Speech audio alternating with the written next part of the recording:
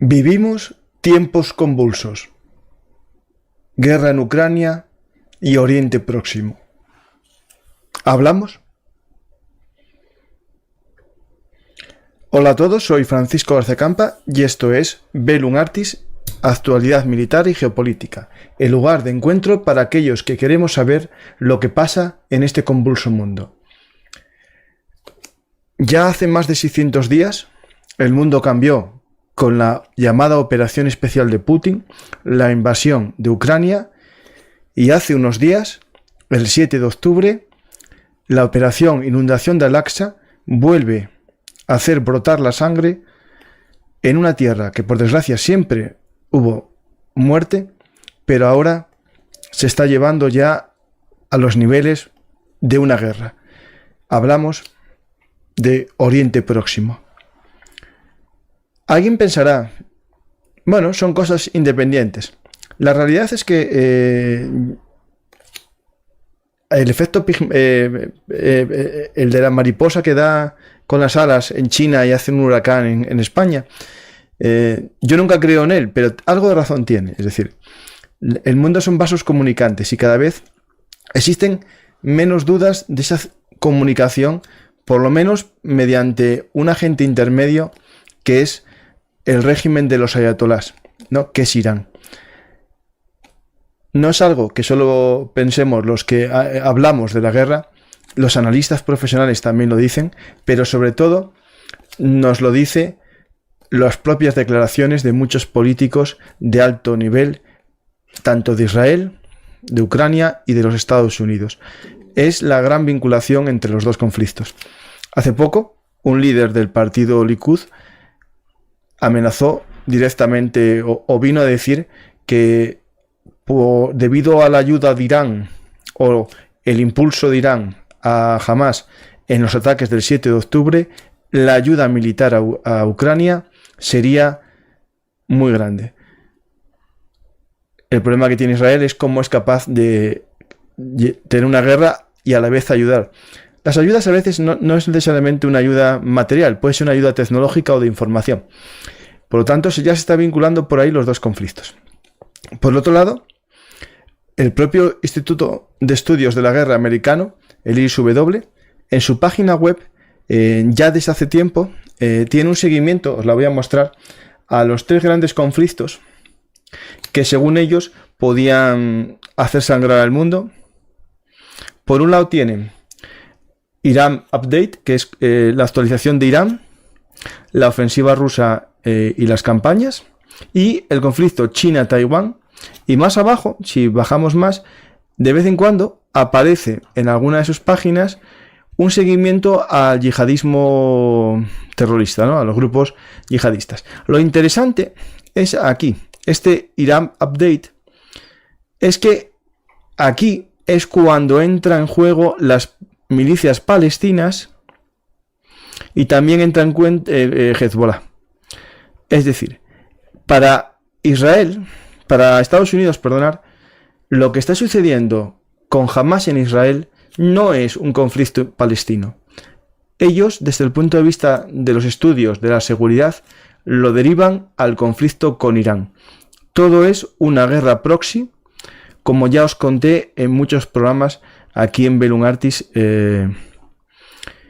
actualidad militar. Es decir, para los estadounidenses lo tienen claro que el conflicto de Hamás es un conflicto proxy y sobre todo si entra en juego Hezbollah, que es el grupo chiita del Líbano, que controla gran parte del sur del Líbano y también podemos decir de ese estado que muchos llaman débil y otros llaman ya un estado fallido, que es el Líbano. Tiene dos puestos en el gobierno del Líbano, por lo tanto, una milicia que en su momento, cuando se hizo la resolución de las Naciones Unidas, creo que es la 1595, si no recuerdo mal, espera un momentín que lo busco, pero creo que es la 1559, perdón, la resolución 1559, en la que se abogaba por la desaparición de Hezbollah, al considerarlo un grupo militar peligroso. La ONU declaraba que hacer una especie de persecución de Hezbollah, y de hecho la famosa intervención militar en el sur del Líbano, producida por el ejército israelí en el 2006, lo hacen basándose en la resolución 1559 de la ONU. Lo digo porque hay que entender estos matices a veces del derecho internacional. En este libro que estoy leyendo, me faltan unas páginas para finalizar, La guerra fallida de Israel contra Hezbollah, que es justo en el verano del 2006, cuando en Gaza, en una operación, Hamás secuestra a un soldado israelí y lo tiene durante 5 años, y en el gobierno de Netanyahu, en el anterior gobierno, lo libera 5 años después a cambio de 1.000 prisioneros palestinos, bueno, vinculados a Hamás más que al Fatah. En la zona norte, Hezbollah, viendo el éxito de Hamás, también hace una incursión y secuestra a 3 soldados israelíes, uno que es un cadáver y 2 vivos, y los retiene como rehenes. Israel, en ese caso, decide hacer una acción militar a gran escala para destruir a Hezbollah, y aprende una serie de lecciones que yo creo que son lo que le está reteniendo a día de hoy en las operaciones que puede hacer en Gaza. Es que el potencial aéreo no es capaz de abrir paso en una guerra de guerrillas, una guerra de irregular, como es la que realiza Hezbollah y Hamás. Hezbollah, en el caso del Líbano Sur, estamos hablando de un escenario montañoso con gran número de abundantes colinas, pequeños pueblos, mientras que Gaza es un combate completamente urbano, en el que se complica aún todavía más el hecho de entrar. Después hablaré de un elemento muy importante en ese combate urbano. Lo que aprendió el ejército israelí, el Ministerio de Defensa, es que no solo vale el potencial aéreo, no solo vale la artillería, sino que a la hora de entrar la infantería, las bajas hay que minimizarlas todo lo posible. Para ello, debilitan lo máximo posible desde el aire el poblado que quieren entrar, pero claro, al final las galerías subterráneas hay que entrar. Ahí entran en juego elementos que nos pueden parecer extraños. Por ejemplo, en sus prácticas usan cemento, hormigoneras, para llenar las minas y poder así taponar las minas llenas de cohetes o con soldados en su interior. Es decir, el combate que se les espera en el Líbano, saben que es duro.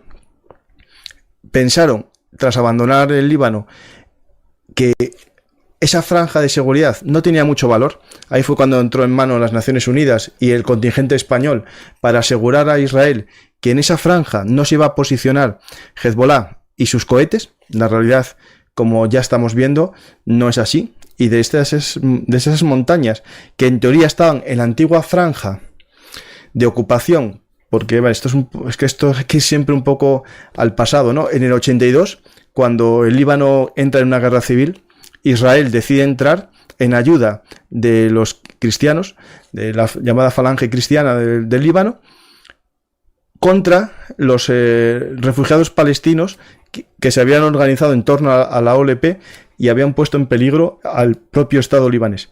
Ahí entran, era para hacer un programa, y lo voy a hacer la próxima semana con Mariano y Miguel, pero es interesante que se ocupa una franja con la excusa de que en esa región cercana a los Altos de Golán, hasta el río Lipani, es una zona que le sirve a Israel de colchón. Están un tiempo, ven que no sirve para nada porque los cohetes siguen pasando, es decir, la franja era de unos 20 kilómetros y el cohete siempre tiene un alcance mayor, por lo tanto no consiguieron su objetivo, deciden retirarse y ahora en esa franja es donde están los cascos azules españoles y de otros países, pero también está Hezbollah. Lo digo porque esa situación es un riesgo que tiene Israel, por eso también no entra en Gaza, porque tiene que asegurar, en primer lugar, el flanco norte, tiene que asegurar la zona de Cisjordania para poder entrar en Gaza. Hoy mismo hay una noticia de Irán y de Hezbollah que si Israel entra en Gaza, Hezbollah entrará desde el norte, atacará. Eso me parece una amenaza difícil de ver, porque Hezbollah es buen ejército en la defensiva, un buen ejército, digamos, a la hora de hacer guerra de insurgencia, atacar las columnas. Por ejemplo, Israel tuvo errores al comienzo de la operación del 2006 porque avanzó por las carreteras y estaban llenas de minas y de explosivos improvisados, los famosos IED.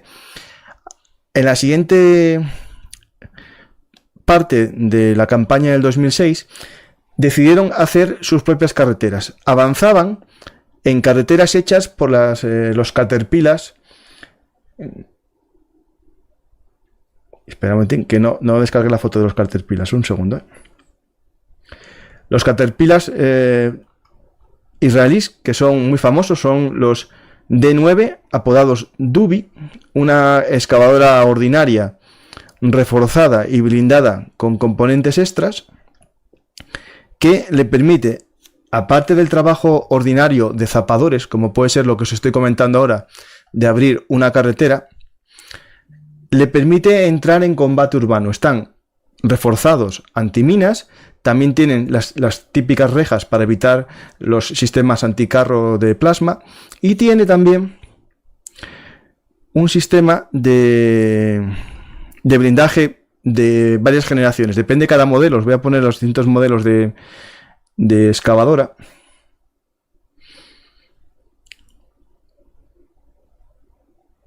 Que estos los gestiona la unidad de ingenieros zapadores, que es el nombre... la Sama. TZAMA, Sama. Y tienen en Hezbollah, se dieron cuenta que en el escenario del combate en colina servía para hacer carreteras, para no estar limitados el avance a las carreteras ya hechas que están bajo el fuego de Hezbollah y bajo campos minados, ¿no? Esta excavadora en Gaza tendría la misión, por un lado, de romper estructuras para el combate urbano, que es la famosa misión de desurbanizar. Una cosa que sabemos todos es que el combate urbano tiene las 3 dimensiones, te pueden atacar desde arriba. Por lo tanto, lo que se está haciendo ahora con los bombardeos, por ejemplo, en algunas zonas, es evitar las 3 dimensiones, allanar el campo de batalla. Eso es algo que se hace con el fuego aéreo, pero también se puede hacer, como ya vimos en alguna imagen de esta crisis, con excavadora. Aquí tenemos unas prácticas de derribo de un edificio. Esto lo pueden hacer bajo fuego, teniendo en cuenta que los enemigos no tengan sistemas potentes antitanque. Acordaos de este nombre, veremos varias de ellas, los famosos Dubi, en juego en la campaña de Gaza. De hecho, Caterpillar tuvo problemas en algunos países que le hicieron boicot por vender este arma a Israel. La realidad es que todos los ejércitos del mundo tienen excavadoras. Lo que pasa es que Israel desarrolla la excavadora y la convierte en un vehículo militar al establecerle sistemas de protección anticarro y también una ametralladora, que se puede ver en alguna imagen, que la voy a poner un segundo para que veáis cómo transformó.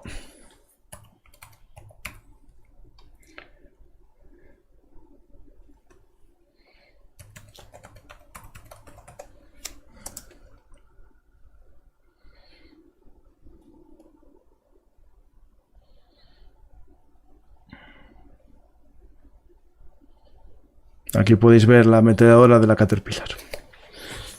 Pues en Hezbollah, en la lucha contra Hezbollah, en el 2006 aprendieron la importancia de esta, que ya la tenían, pero no la usaban en el combate, digamos, urbano, sino en obra de zapador normal. Pues tenemos el problema de Hezbollah. Voy a sacar más temas, vinculando todo con Irán, ¿vale? Y veremos cómo todo esto se complica mucho.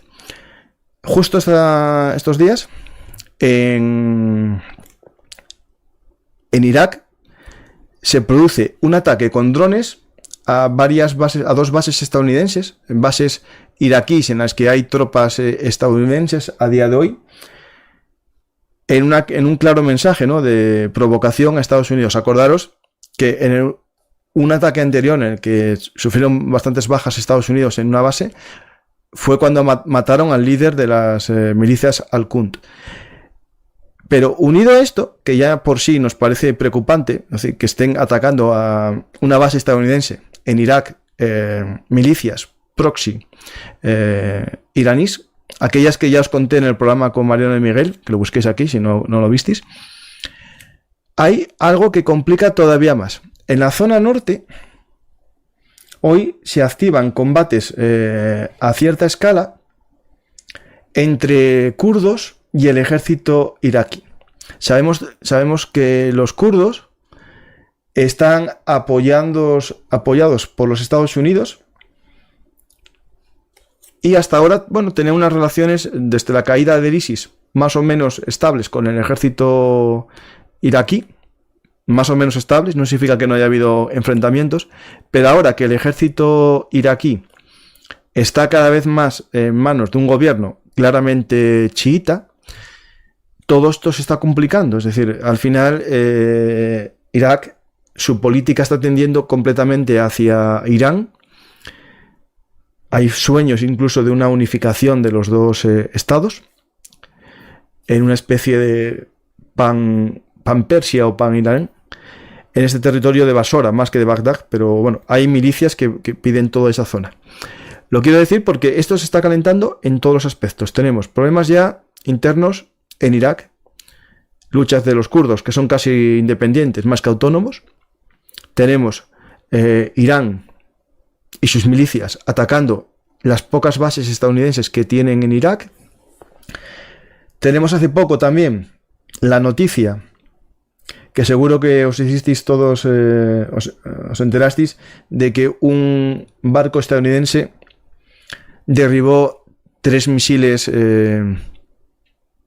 yemenitas de los Houthis que sobrevolaron el Mar Rojo en dirección hacia Israel. Estados Unidos decidió derribarlos. Por este lado tenemos esto muy complicado. En Siria también hay noticias de enfrentamientos entre las milicias contra el régimen de Siria con milicias pro-iraníes. Ahí os pongo una foto de una zona.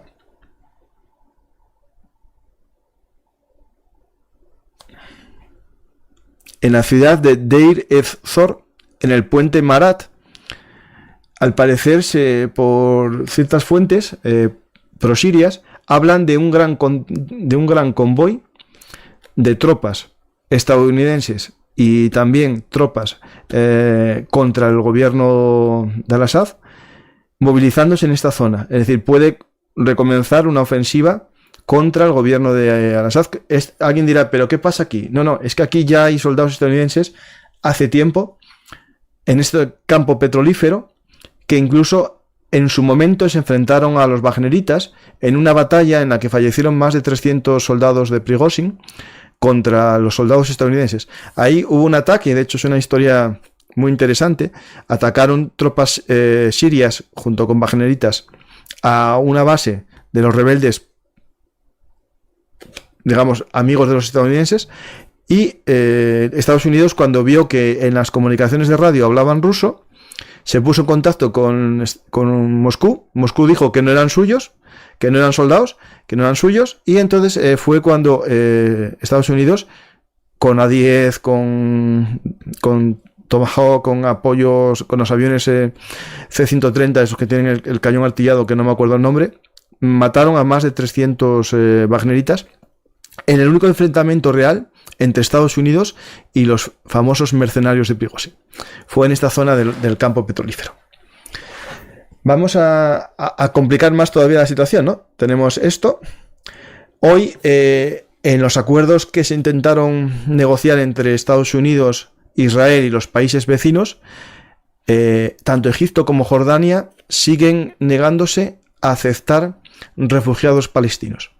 Eso es algo que hay mucha gente que no entiende, pero que los menos interesados en el tema palestino son los países limítrofes. Ya os conté en el programa de Bellum Artis, Historia Militar, en la historia del conflicto árabe-israelí, que tanto Jordania, que se hizo dueña durante mucho tiempo de Cisjordania, y Egipto, que se hizo dueño de Gaza durante un tiempo hasta que Israel se lo anexionó,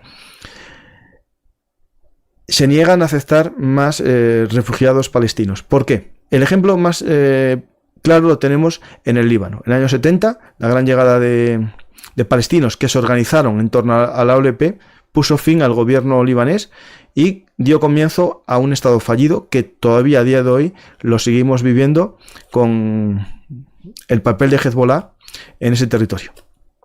Que Hezbollah no es palestino, ¿vale? Pero se vincula todo a la caída un poco del régimen libanés por culpa de la llegada de los palestinos. En Jordania les pasó algo parecido, el famoso Septiembre Negro, cuando Jordania decide aniquilar a gran parte de la oposición palestina con una masacre en los campos de refugiados. Se habla de una cifra de 30.000 palestinos asesinados por el propio ejército jordano. Y en Egipto tienen el tema de los hermanos musulmanes. No aceptan la llegada de palestinos porque tienen miedo a que eso agrave todavía más el conflicto interno que tienen con los hermanos musulmanes.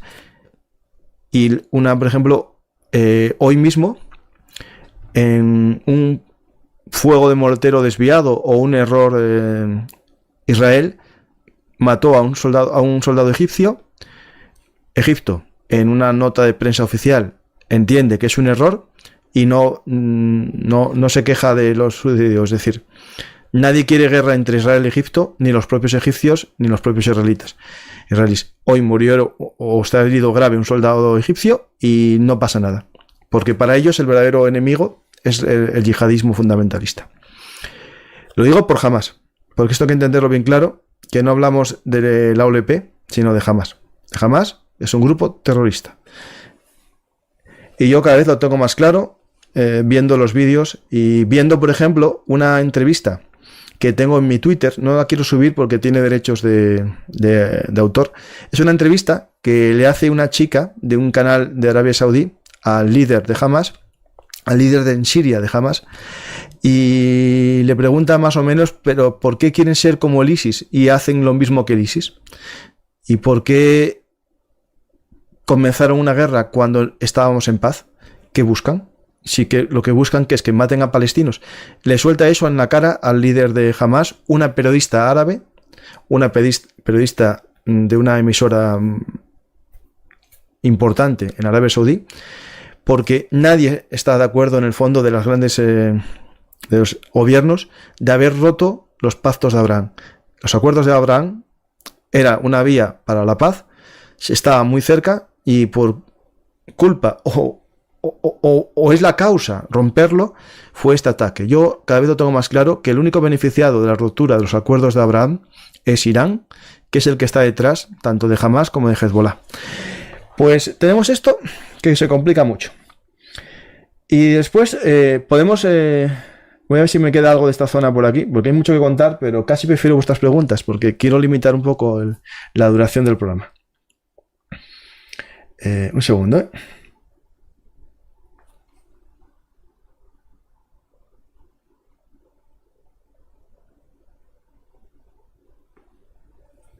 Mira, hay una noticia que no tiene que ver con esto. Ah, mira, es importante esta.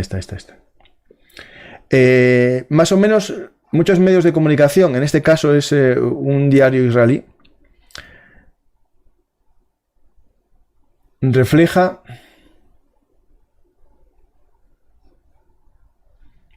la noticia que muchos ya pensábamos, se llama el Times of Israel, o sea, el Times de Israel.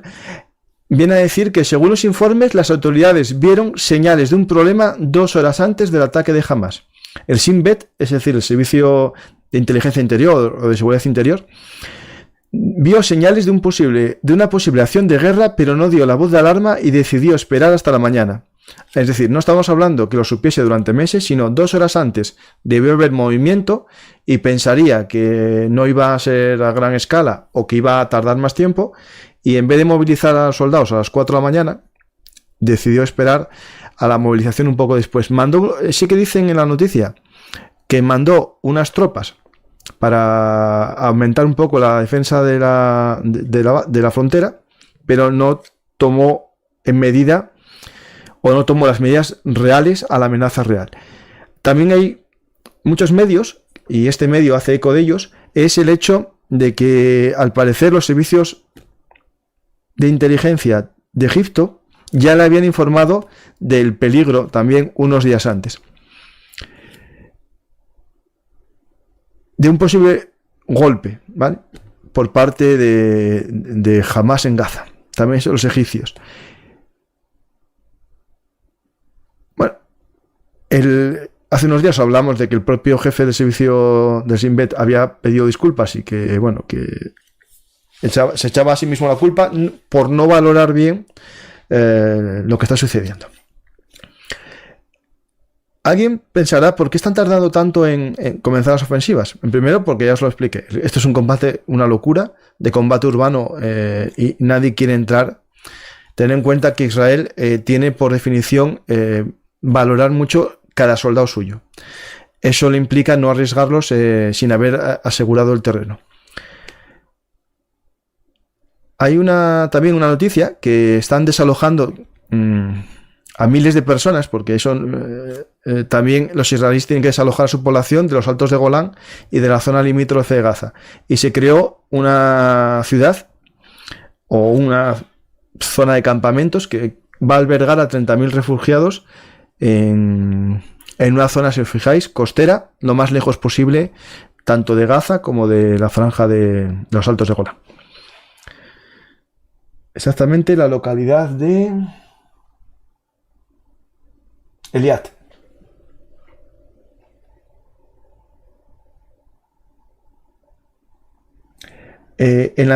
Algo importante, también previo a la acción de Gaza, teniendo miedo a un ataque por la espalda en Cisjordania, que está más, digamos, más tranquila la zona, porque la OLP por ahora no se suma a los actos de Hamás, su enemiga, esto hay que entenderlo por ahí, realizó una operación de seguridad con detención de 650 personas, 450 de ellas, según las fuentes policiales israelíes, que eso es lo que dicen ellos, según las fuentes policiales israelíes, 450 de ellos vinculados a Hamás, el resto a la yihad islamilla y también a grupos que hay, como por ejemplo los voluntarios de Jenin y los leones de, no me acuerdo el nombre ahora, ¿cómo se llama? El otro grupo. Bueno, un grupo que se vincula a los dos, son como independientes pero con causa común. Pues tenemos esto que se está complicando mucho el mundo. Israel, por ejemplo, acepta la llegada de ayuda humanitaria por presión de Estados Unidos. Porque claro, Israel sabe que sin Estados Unidos no es capaz de tener toda la munición que necesita para hacer frente a una guerra si se alarga mucho. Es decir, si esta guerra se alarga, necesita también munición. Os conté en el programa anterior, creo que fue en el programa anterior, No, es verdad, nunca tuve, como vosotros a lo mejor esto no leí, las cifras de dinero que se está hablando de ayuda. Esperad un momentín. Esto en un segundo está.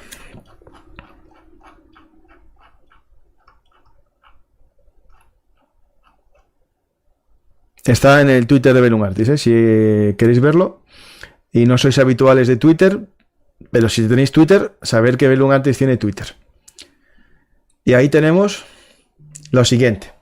Biden quiere aprobar, según muchas fuentes periodísticas, una ayuda o un presupuesto de 105.000 millones de dólares, 61.000 para Ucrania, 14.300 para Israel y 7.400 para Taiwán. Sin olvidar unos 13.000 para la valla. Esa valla que muchos decían que era Trump, la realidad, yo ya lo dije, que la valla la había comenzado a hacer Obama.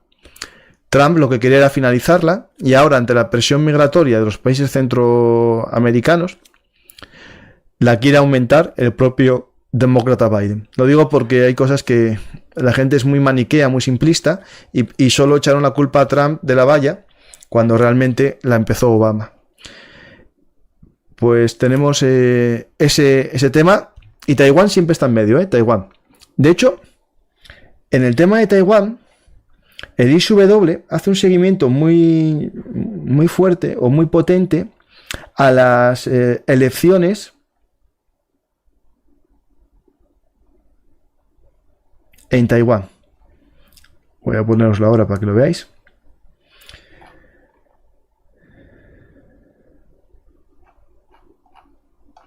Aquí tiene una especie de análisis de los distintos candidatos al gobierno de Taiwán y un poco su visión en política con China, lo que llaman ellos el cross strait, es decir, el cruce del estrecho, que separa con China, ¿no? Es decir, la relación que tiene, por ejemplo, el líder del Partido Demócrata, Lai Ching-te, que está a favor de preservar la democracia contra el Partido Comunista de China.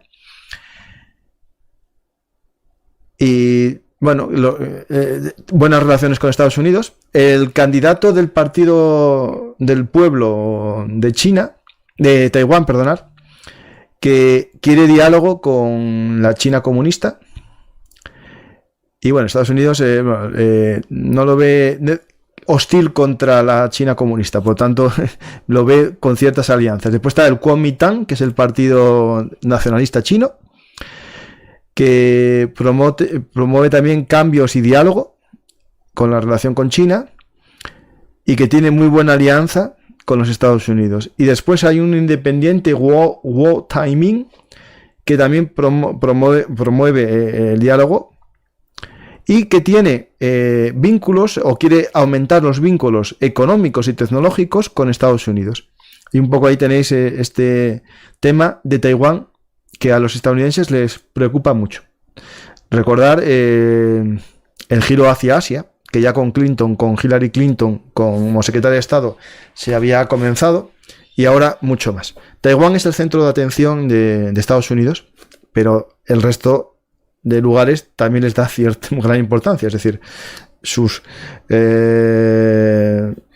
¿cómo explicarlo de una manera? Estados Unidos había dejado de ser la policía del mundo, por eso había intentado bajar su presencia en muchos lugares, pero lo que está sucediendo ahora le está obligando a aumentar su partida presupuestaria y aumentar todavía aún más su presupuesto militar.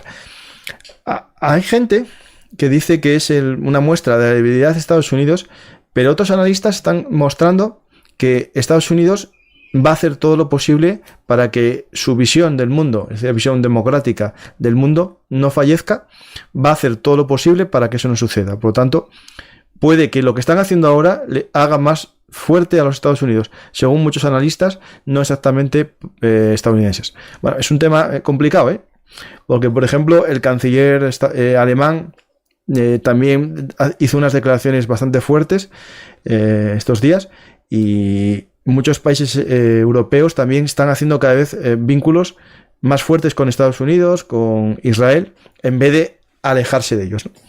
Hay algunos países que sí, algunos gobiernos, mejor dicho, que tenemos cerca, que se quieren desvincular, pero la mayor parte de ellos están apostando cada vez más por Israel. Eso sí, siempre que cumpla con las reglas de la guerra, ¿no? Es decir, en este libro, que hace muchas entrevistas a reservistas israelíes, todos coinciden en una cosa, que es que cumplen con las normas de la guerra. Es decir, ellos antes de atacar una vivienda avisaban siempre, algo que estamos viendo hoy.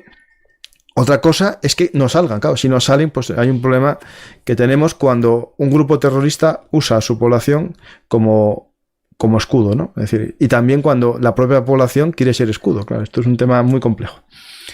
Muy complejo, y que por desgracia cuesta la vida a niños inocentes que no tienen que estar en ninguna guerra, porque lo ideal es que entre árabes o palestinos, mejor dicho, olvidemos los árabes van a su bola, y ya os conté antes que les importa muy poco el pueblo palestino. Entre palestinos e israelíes tenían que intentar vivir, ya que están los dos, intentar hacer los dos estados que declaró las Naciones Unidas en el 48 y vivir. Pero ¿qué pasa? Que cada vez que se lleva la paz, hay ese proceso que empezó en su momento en los acuerdos de Oslo, hubo cierta autonomía en Gaza, era completa, eso sí, con una valla, eso es cierto, pero la autonomía era completa. En Cisjordania hay 3 zonas o 3 niveles de autonomía, Y después tienen el problema de los colonos, que para mí es un obstáculo grandísimo a la hora de un proceso de paz. Pero eso se podía llevar a solución. En Gaza se quitó la casa a 9.000 colonos israelíes para dejar el territorio solo para los gazatíes, ¿no? Es decir, se podría hacer. El problema que tenemos es cuando alguien no quiere que haya paz. Y en este caso el alguien, yo sé quién es. Es un señor con barba que tiene un turbante y se llaman ayatolás. Es decir, están todos detrás. Nadie duda que están detrás de ellos. Bueno, puedo pasar a las preguntas de Israel, pero casi voy a saltar a Ucrania, que hay temas interesantes que contar en Ucrania, porque parece que no pasa nada en Ucrania, pero hay combates muy intensos. Por ejemplo, en la zona de Avdiivka sigue la ofensiva rusa, de que analizaremos el miércoles con José María, sigue desangrándose, sigue luchando por cerrar la bolsa de Avdiivka. Hay avances después de casi 15 días de unos 2 kilómetros o 3, con grandes pérdidas, según el ISW, que confirma las fuentes que hablan de 50 carros de combate y 100 blindados de transporte perdidos en los últimos días. Y hay una imagen que es de Pisky, una pequeña localidad que os voy a mostrar ahora, que los habituales de Verum Artis la conocen porque hablamos de ella ya hace un año. Es un pequeño pueblo que tiene un viaducto y llevan matándose por ese viaducto casi toda la guerra. Y de hecho, puedo decir casi que la guerra del 2014 también. Pues ahí en Pisky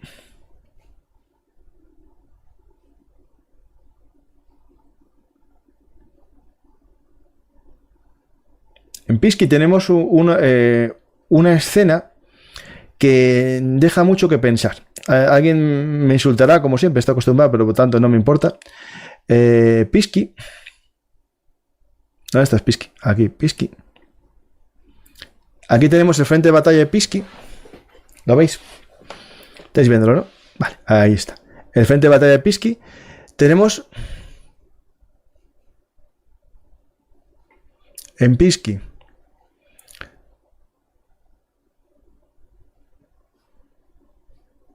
este puente que lo veis aquí, que solo viene de un lado y entra en la carretera que va hacia Donetsk. Este puente es la zona de combate desde hace casi un año, y los rusos quieren superarla y llegar hacia Pervomaiske, y se vio un vídeo que puede pasar desapercibido, pero para los que somos, bueno, ya sabes, habituales de esto de los conflictos y estamos analizándolos. Esperad, que no descargué.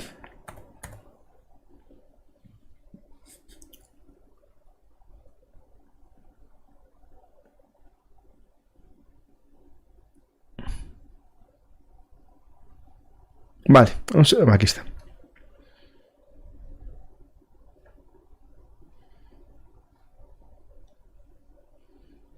Es poco el vídeo, ¿vale? Se ve mal, pero se ve. Es una visión de dron de una carretera en la que viene una columna de camiones a toda velocidad. Camiones Ural, camiones normales, según las fuentes, transportando infantes, y los están utilizando como vehículo de combate de infantería. Es decir, los camiones se utilizan para el transporte de soldados, pero en retaguardia, no en primera línea. Este puente, si lo veis, es el puente de Pisky, porque están obras. Aquí seguiría la autovía, que nunca se llegó a hacer en el 2014, y acababa ahí justo, que es la que vimos en esta vía satelital. Es decir, este puente que tengo yo marcado aquí seguiría la carretera, que nunca se hizo, y es justo desde esta perspectiva, viniendo de este... Voy a girar el mapa para que lo veáis mejor. Vamos, viene desde Pervomaiske.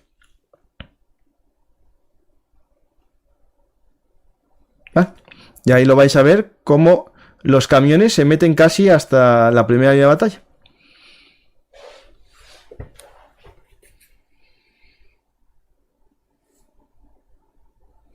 ¿Esto qué indica? Pues a priori que no tienen vehículos BMR suficientes para utilizar camiones sin ningún tipo de blindaje en primera línea de combate. Los propios ucranianos que graban la escena se asustan al verlos porque no es normal utilizar camiones, o no es normal, o nunca se hace en zona de combate. Los camiones se utilizan en retaguardia para el movimiento de hombres y de logística. Es decir, pero aquí en primera línea estamos el puente, que si veis el mapa de Deep State, ese puente está en zona de combate. Lo que está haciendo Rusia es una locura desde el punto de vista militar. ¿Por qué? Porque alguien dirá que no tiene suficientes medios blindados para hacerlo. Hay también una noticia que los habituales de Verum Artis sabéis que hablamos de ella. Yo lo dejo bien claro porque mis haters, que son ya habituales, dicen que yo defiendo que esto va a ser un desembarco masivo. No. Lo que yo siempre dije, que en la teoría de la aproximación indirecta, abrir flancos es bueno en la zona que más indefensa esté. Es decir, que menos enemigos tengas, aprovechas la debilidad para entrar. Según Lidl-Hart, si el obstáculo es una barrera natural, al menos sabes qué barrera es. Porque lo que nunca sabrás es qué soldado tienes delante, si el soldado es combativo, si tiene buena moral, si tiene un buen jefe. Eso es una incógnita difícil de saber, aunque tengas una buena inteligencia militar. Pero como es un río, cómo es de ancho, qué corrientes tiene, es más fácil. Por lo tanto, entre decidir si superar un obstáculo natural o un obstáculo humano, según Lidl-Hart, siempre es mejor arriesgarte por el natural, porque lo conoces. Aquí hay la noticia de una nueva acción, el famoso Oleksky sigue ahí, esta isla sigue durante meses en manos ucranianas, pero lo que pasó es que se aumentó un poco más la isla hacia el norte y después Kozacha-Rajerri, esa zona también está en combate, y hoy llega la noticia de acciones en un bosque cercano a Kryvyi. Al parecer también, según fuentes rusas, este mapa es de Deep State, no lo muestra porque Ucrania, esta página es ucraniana, dio órdenes a Deep State que no publique actualización de frentes en algunos momentos. Por un error que tuvo esta página Deep State de anunciar una pérdida, a partir de ese momento tiene un retardo en algunos momentos. Por lo tanto, podemos ir a lo mejor al de ISW a ver cómo está. Y ahí, si os fijáis,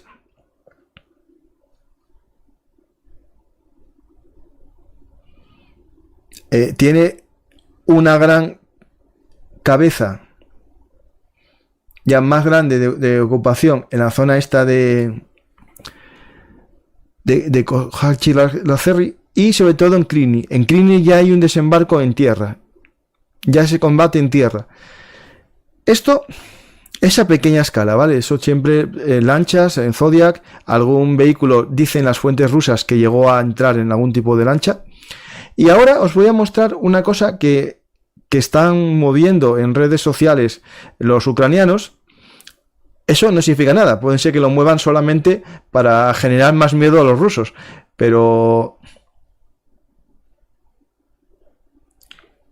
si lo hacen, funciona.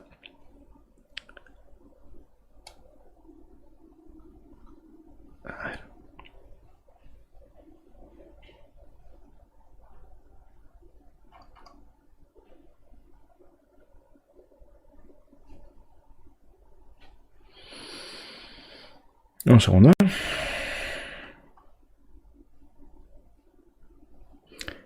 Es el puente o el sistema de puentes M3 que se está entrenando soldados ucranianos en Alemania en su manejo. Es un sistema de puentes que funciona con unos ferries, unas barcazas que se pueden acoplar de dos en dos para formar un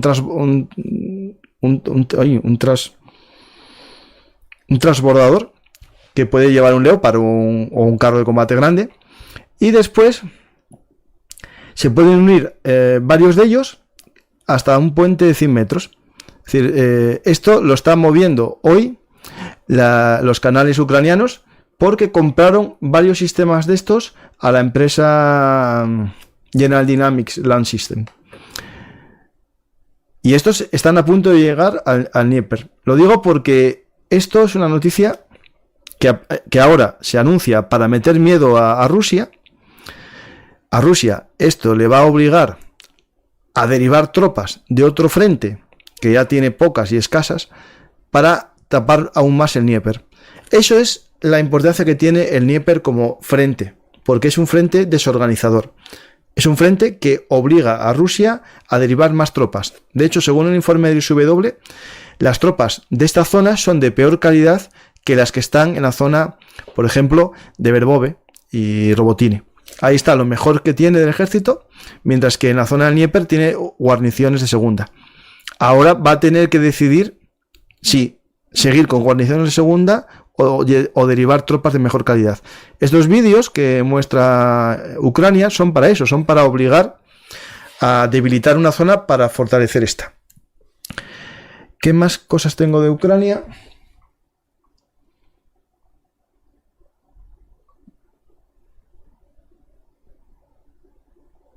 No. Bueno, hay una noticia que no es de Ucrania, pero para que digáis que nadie habla de ellos, yo sí. Voy a hablar de Armenia. El ministro de Defensa de Armenia está visitando Francia estos días para comprar armas a Francia. Armenia puede derivar hacia Europa o hacia Occidente, Estados Unidos, ya que Rusia le abandonó. Rusia, que era su garante, su aliada en el Tratado de Defensa Colectiva, y el garante de los acuerdos de paz entre Azerbaiyán y Armenia en Nagorno-Karabaj, tras la conquista de Armenia de toda Nagorno y la desaparición de la República de Artsaj, ahora Armenia tiene que luchar por su supervivencia. Es un país más pequeño, más pobre que Azerbaiyán, y no hace mucho Blinken, el secretario de Estado de Estados Unidos, alertó de una posible invasión de Azerbaiyán de toda Armenia, o por lo menos de una parte. ¿Con el objetivo de qué? De hacer un corredor que comunica un territorio azerbaiyano que está aislado del resto porque lo corta o le impide el acceso a Armenia. Vamos a ver alguna cosa más. Vamos a las preguntas, ¿no? Yo creo que os di bastante información de muchos temas. Y ahora tenéis que profundizar y preguntar y ir viendo cosas. Esta semana tenemos muchos programas interesantes que seguro que no os van a disgustar. Vamos a las preguntas. Muchas gracias, Edwin, por hacerte soldado. Muchas gracias.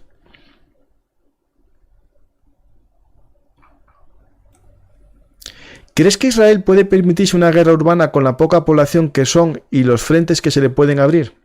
A ver, ese es el tema que se le avecina. El problema es que en el 2006, en el 2013 creo que fue, y en el 14, entró en Gaza, vio la dificultad del combate en zona urbana y, a ver, se lo está pensando mucho. Y sobre todo, lo que intenta es hacer tiempo, ganar tiempo, para que la población civil salga de la zona norte de Gaza y hacer una destrucción total de la ciudad para que no haya 3D. Una vez que esté destruido, el combate será duro, porque entre las ruinas también hay dificultad, pero al menos te evitas que te disparen desde lo alto de los edificios. Que eso es un problema para los vehículos blindados. Después tiene la guerra de minas, ¿no? Todo eso está minado.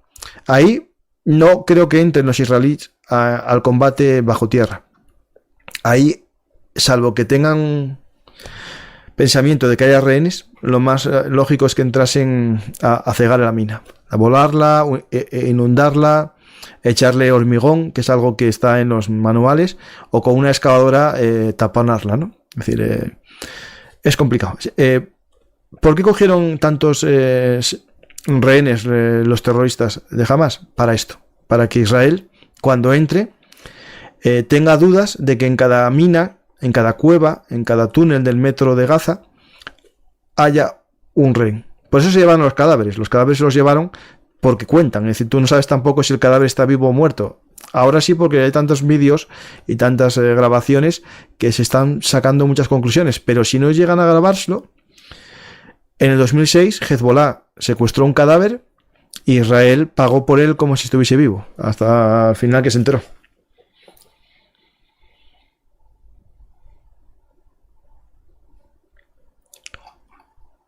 ¿Por qué Arabia Saudí no tiene un papel más activo? ¿Acaso cabecilla sunita está rezagándose frente al imperio persa? A ver, el problema que tiene Arabia Saudita y el problema que tienen los países árabes es que ya no creen en la causa palestina, porque esa causa palestina, en el caso de Hamas, es pro-iraní. Y en el otro caso yo creo que es un tema de corrupción. Es decir, al final se optó porque la paz puede llevar más riqueza para el pueblo palestino que la guerra. Y eso lo apostaron todos los países árabes.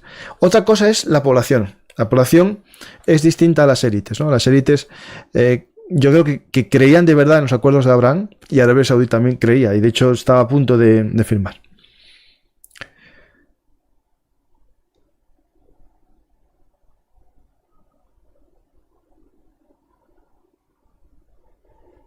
A ver, Israel ya ha publicado las 3 fases de la operación. La última es desentenderse para siempre de la franja. A ver, esto es duro decirlo, pero Israel, cuando dio autonomía a la franja, les dio el agua y les dio la electricidad. Ahora lo que va a hacer es, esto ya no es mío, ya no tengo ninguna obligación con ellos. Es decir, es muy fuerte, pero el problema es muy fácil decirlo en tu casa, pero no es tan fácil, es muy fácil decirlo en la casa de otros, pero no en la tuya. Es decir, ¿daríamos la luz al que nos pega? ¿Daríamos la luz al que nos roba? ¿Daríamos comida al que nos roba? Es complicado, es decir, es muy fácil criticar, pero yo no sé si yo lo haría. Es decir, si mi vecino le doy la luz, le doy el agua y me roba, vale, pero si me pega y me mata a mi hija, no sé si le daría la luz. No creo que vosotros me pudieseis obligar a darme la luz. No sé, es un tema muy complejo. Se gastó mucho dinero en Gaza, en crear una central eléctrica, en crear infraestructuras, y jamás dedicó la mayor parte de ese dinero a su lucha, a los 10.000 cohetes o más que tiene, a los sistemas de drones. Es decir, es muy difícil. Esto no es un tema de buenos y malos, pero tampoco se puede obligar a una nación a alimentar a su adversario, ¿no? Es muy... Egipto también lo puede hacer, ¿eh? Egipto le puede dar el agua a los gazatíes y le puede dar la energía. Es decir, lo puede hacer Gaza. Lo puede hacer, no sé, es que no es tan fácil. Es decir, a ver, esto... si fuese un ataque normal, Israel no hubiese reaccionado más de lo que es habitual. Es decir, siempre atacó cuando le atacaron, pero es que estamos hablando que mataron casi a 1.800 personas un día, violaron, secuestraron niños, mataron niños, y eso Israel no lo va a perdonar. Es que son, pensarlo bien, no lo va a perdonar. Al igual que no perdonan los palestinos los asesinatos que hizo Israel. O sea que esto, el problema que tenemos, el ojo por ojo, diente por diente, es decir, es el Ali del talión, que es de esas tierras, ¿no? Ahí lo de el mensaje de Jesús de la mejilla no llegó ahí. No, es que no lo veo fácil, la verdad, me parece muy pedir mucho a Israel que olvide esto. ¿Sería cortina de humo iraní romper las relaciones entre los sunís árabes? ¿Irán utilizaría a las marionetas de Hamas y Hezbollah como brazo armado? Sí. Básicamente, lo que está haciendo Irán con sus proxies, con sus milicias, a las que dediqué un programa que se llama Milicias Proxy. Si no lo visteis, os invito a verlo. Es usarlas como arma de desestabilización. Es decir, el mundo árabe es inestable, tiene muchas controversias internas, y lo que hace Irán es utilizar aliados en cada país para generar una lucha interna, una división. Y esa división cree que a él le va a fortalecer como referente del mundo árabe. La yihad, convocada por los chiitas, pero para los sunís también. Es decir, para todo el Islam, ser Irán el referente y no Arabia Saudí. Ver este programa que está muy bien, las fuerzas Quds, milicias proxy iraníes. Ya que está desmonetizado, verlo. ¿No recuerda este presente al principio de las guerras mundiales? Sí, a ver, en las guerras mundiales, por desgracia, había muchos conflictos que parecían desconectados, pero al final todos se conectaban entre sí. ¿Por qué los medios de comunicación palestinos mienten sobre el tema palestino? ¿No será que les interesa a los jefes de los medios y sus ONGs que... Bueno, a ver. Aquí hay ideología. Hay una ideología, hay gente que piensa una cosa y ve el mundo con esa ideología. Yo tuve un debate que lo podéis ver aquí con gente muy ideologizada y dogmatizada y no entran a la historia, no nos importa, lo que importa es el relato, ¿no? Y ese relato está en muchos medios de comunicación. Confunden el pueblo palestino con cualquier cosa que se llame Palestina. Es decir, el pueblo palestino no es Hamas. Hamas es un grupo terrorista que manipula y usa al pueblo palestino. Le está impidiendo ser un país, una región próspera a Gaza, mientras que Cisjordania, pese a todo, había mejorado económicamente. Es decir, yo creo que la vía para el problema palestino no es la guerra, no es eliminar el Estado israelí, porque eso va a llevar mucha muerte en el camino, sino convivir. ¿Perdiste? Pues mira, pues qué importa si al final vas a vivir mejor en paz. Lograr una autonomía y una independencia y la creación del Estado palestino. Israel perder también parte de su territorio y sobre todo las colonias que tiene en Cisjordania, todas, ni una más, o sea, ni una colonia en Cisjordania, todas fuera, y Cisjordania ser independiente, y con eso, pues la verdad que podríamos vivir mejor, pero la gente no quiere la paz, lo que quiere es que haya siempre una causa por la que luchar, en vez de que haya paz. Esto es como el que quiere que haya pobreza para que exista una ONG para acabar con la pobreza. Yo lo que quiero es que no haya pobres, no que haya una ONG para ayudar a los pobres. Ahí también hay negocio.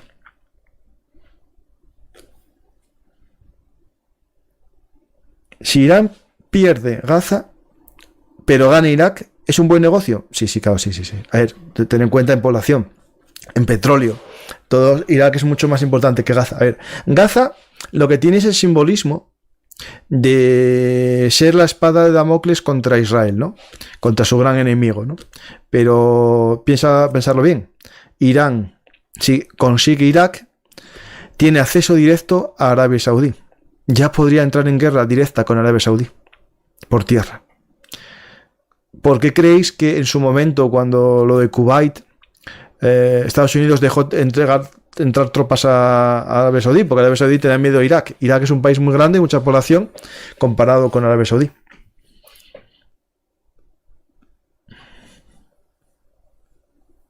¿Crees que Ucrania termine como Corea? A ver, eso es una posibilidad alta. Lo hablé en muchos programas, una especie de zona de armisticio, un alto el fuego, no una paz, pues nadie va a aceptar una paz, es decir, Ucrania no va a aceptar perder territorio y Rusia no va a aceptar no ganar más. Y por tanto va a ser complicado que llegue a una paz, salvo que alguien se imponga al otro con mucho, y como eso puede que no pase, nos veremos en una especie de armisticio. A ver, yo espero que ese armisticio sea con el menor terreno perdido por Ucrania o que vuelva a la del 2014, pero sí que lo veo por ahí.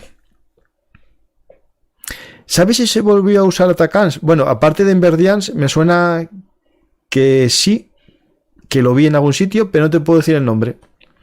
Pero fue en Verdians el mayor uso de Atacans, se dañaron varios K-52 y ahí siguen. Y la pregunta es, ¿qué hacían los K-52 sin ningún tipo de protección en mitad de las pistas cuando ya sabían que había Atacans? Que es que los rusos pensaban que no iban a usarlos contra ellos, cuando todos nosotros, los que somos habladores de esto, o analistas, o como queréis llamar, yo me llamo hablador, ya habíamos puesto a Verdians como objetivo de todos los Atacans. ¿Os acordáis, no? Que pusimos el alcance de Atacans y Verdians siempre era nuestro objetivo principal. Pues no sé, yo tampoco entiendo el por qué no los movieron.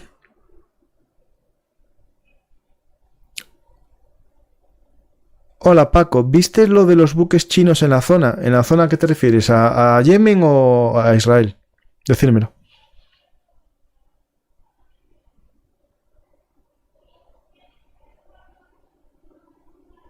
Sí, a ver, el problema que tiene Palestina es que la OLP está pasada de moda. Para los jóvenes suena a rancio, suena a corrupto, a que no van a ser la solución, y gran parte de los jóvenes están tirando a grupos radicales. La mayor parte de ellos tipo Hamas o similar, ¿no? O el ISIS, ¿no? Es decir, a lo que sea. Y ese es el problema que tiene Palestina. Que los jóvenes no creen en la OLP, no creen a lo mejor en un proceso de paz, sino en la guerra. Y eso es lo que tenemos que intentar en el mundo, o sea, que no sea así. Por desgracia, no estoy viendo que sea una solución. No sé.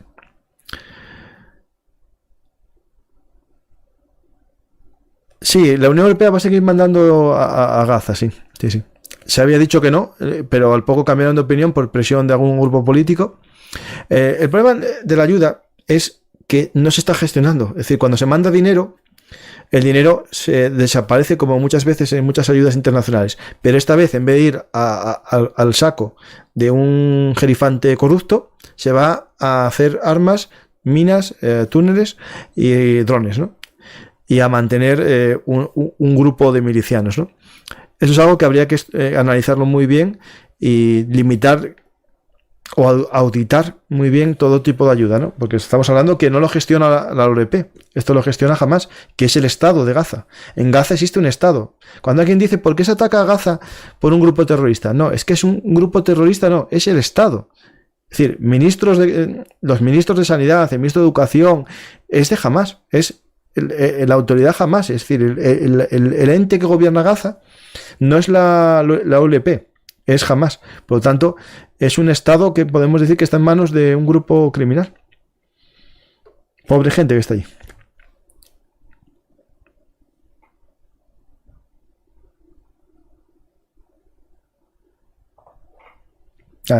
Eso de Botio no me lo creo yo, que solo murieron 33.000. Al igual que te digo que tampoco murieron 33.000 ucranianos, murieron muchos más.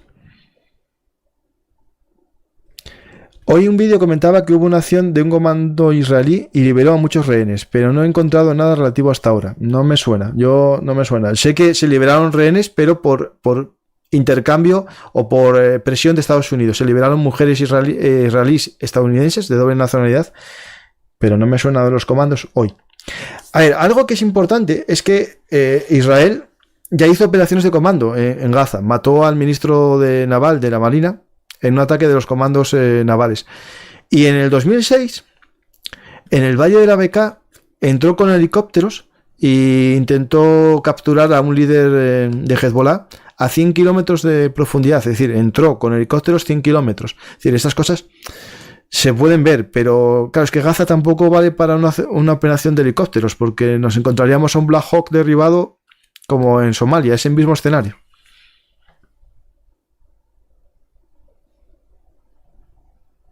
A ver, lo de las colonias tendría que renunciar, como renunció en Gaza. En Gaza echó a 9.000 colonos. Es lo que tendría que hacer, si no es muy difícil, lo imposible. Ahora no va a pasar. Esto que pasó con Hamas va a romper cualquier posibilidad de paz en décadas. ¿Arabia Saudí estaría para dejar a los sunís abandonados contra Irán y sus aliados? Bueno, ¿qué sunís? ¿A Hamas? No entiendo eso. No entiendo esa pregunta. Porque, a ver, ellos son sunís. No sé.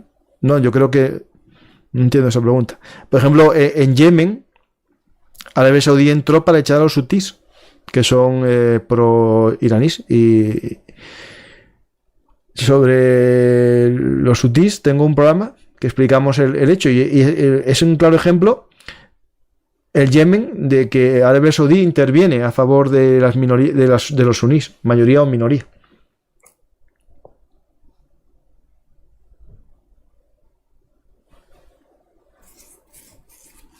¿Por qué discursos mayoritarios de pro-Palestina? Bueno, mayoritario, muchas veces en la vida es el que más habla.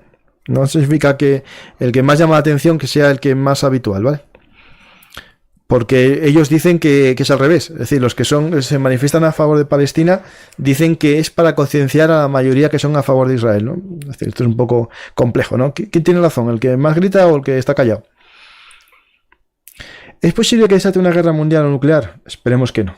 Pero si Israel ve en peligro su integridad nacional, es decir, si ve que van a ser expulsados al mar, pues sus submarinos nucleares, pues tiene varios, y misiles de largo alcance, que hasta 10.000 kilómetros, pues puede que sí.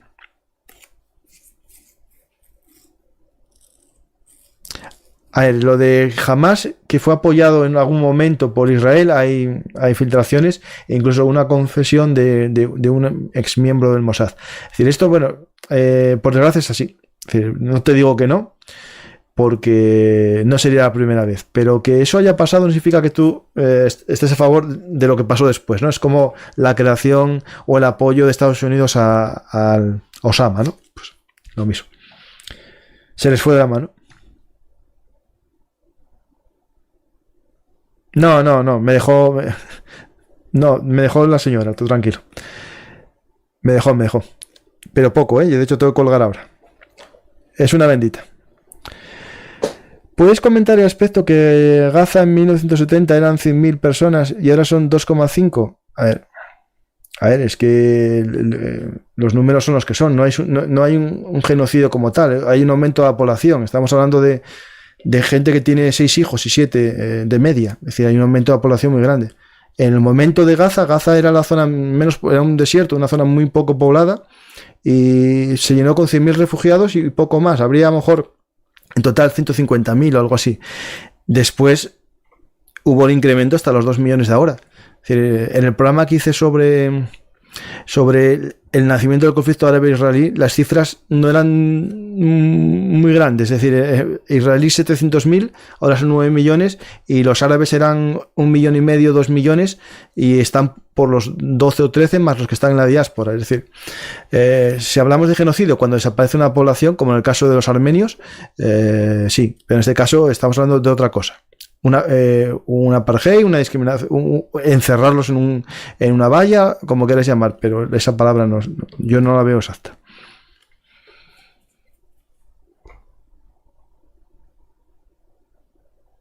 Las masas que están en contra de Israel en Egipto, Irán, Turquía, ¿qué quieren? Pues lo que quieren es que desaparezca el Estado de Israel. Los sionistas, como lo llaman ellos, y bueno, y si vamos los capitalistas, los occidentales con ellos también, ¿no? A ver, hay que diferenciar una cosa muy importante. La gente normal de los radicales, ¿no? En toda cultura hay gente moderada y gente radical. Y los que están a favor de esos discursos son los más radicalizados, y por ellos sobra mucha gente en este mundo. No solamente los que viven en ese país, sino mucha más gente. Y eso hay que tener en cuenta.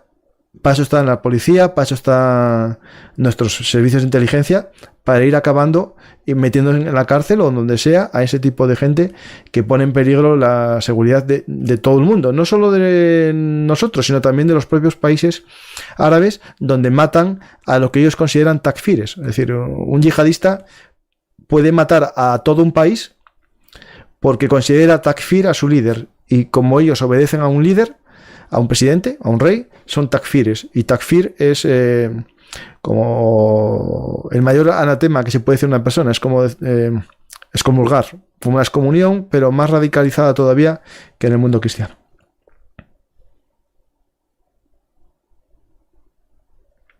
Yo a Lucas, Lucas ya no quiere aparecer tanto en medios de comunicación, ¿vale? Por cosas personales, de trabajo. Sí, yo hablo con él todavía, no está enfadado conmigo. Yo con el Lucas tengo buena relación, pero no quiere aparecer mucho aquí.